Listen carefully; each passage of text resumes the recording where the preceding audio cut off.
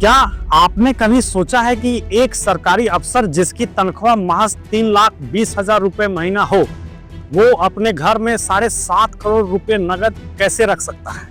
2.5 kilo सोना, 24 मांगी घड़ियां, विदेशी शराब की बोतलें और 50 से ज्यादा प्रॉपर्टी के दस्तावेज, क्या ये सब एक ईमानदार नौकरी से संभव है?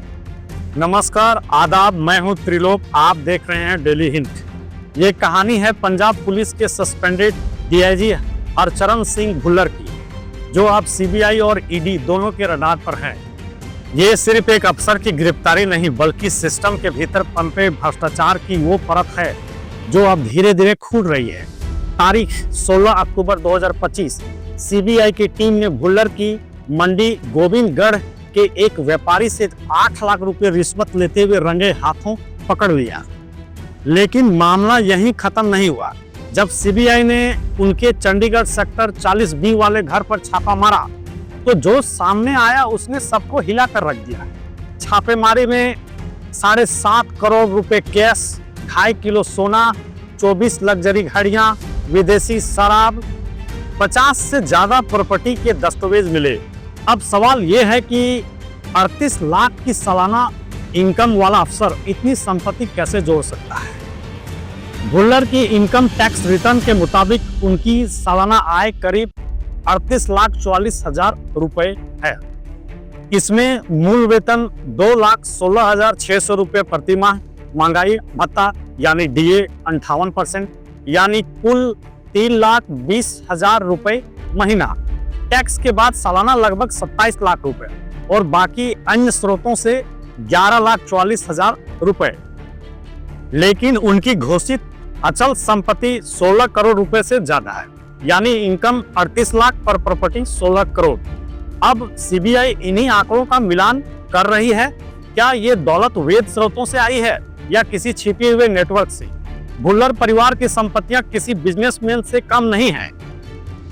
जालंधर में 16 कनाल का फार्म हाउस 2 करोड़ का, चंडीगढ़ में सेक्टर 39B का फ्लैट 1.5 करोड़, सेक्टर 40B की कोठी 5 करोड़, मोहाली सेक्टर 90 में फ्लैट 20 लाख, लेकिन कब्जा अब तक नहीं। लुधियाना में कनाल 18 मरला जमीन 2 करोड़ 20 लाख, कपूरथला में 5 कनाल जमीन 60 लाख, मंदसौरिया गांव में 15 एकड़ जमीन 3 करोड़। अब न्यू चंडीगढ़ में ओमैक्स डेवलपर से प्लॉट 1 करोड़ 60 लाख। सीबीआई अब इन सबकी खरीद फरोख्त की तारीखें, पेमेंट मोड और मालिकाना हक खंगाल रही है। अगर कहीं भी बेनामी या फर्जी ट्रांजैक्शन मिला तो ईडी यानी इन्फोर्समेंट डायरेक्टरेट की एंट्री तय है। भारत में आय से अधिक संपत्ति के केस नए नहीं हैं, पर जब ये खेल कानून की रक्षा करने वाले विभाग में हो तो भरोसा ही टूट जाता है। भुल्लर का केस बताता है भ्रष्टाचार कोई एक घटना नहीं है, एक पैटर्न है। पहले छोटे फेवर, फिर ठेकेदारों से गिफ्ट, फिर वही रिश्वत बन जाती है। इन्वेस्टमेंट, फार्म हाउस, घड़ियां और विदेशी शराबों में। और जब ये जाल बहुत बड़ा हो जाता है तब सीबीआई और ईडी के दरवाजे खटखटाने पड़ते हैं। अब सीबीआई भुल्लर के अधीन काम कर चुके अधिकारियों से पूछताछ कर रही है। सवाल सिर्फ रिश्वत का नहीं, बल्कि इस बात का है कि उसने अपने जूनियर्स को कभी कानून से बाहर जाकर कुछ करने के लिए कहा था या नहीं। ईडी भी तैयार है। अगर पैसा हवाला या फर्जी खातों के जरिए घूमता पाया गया तो मामला जाएगा PMLA एक्ट यानी prevention of money laundering act के तहत, और इसका मतलब है कड़ी सजा और लंबी जेल।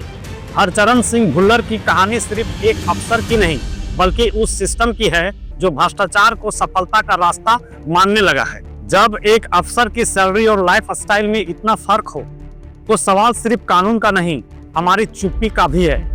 कानून धीमा है पर रुकता नहीं है, और शायद यही इस कहानी का सबक है।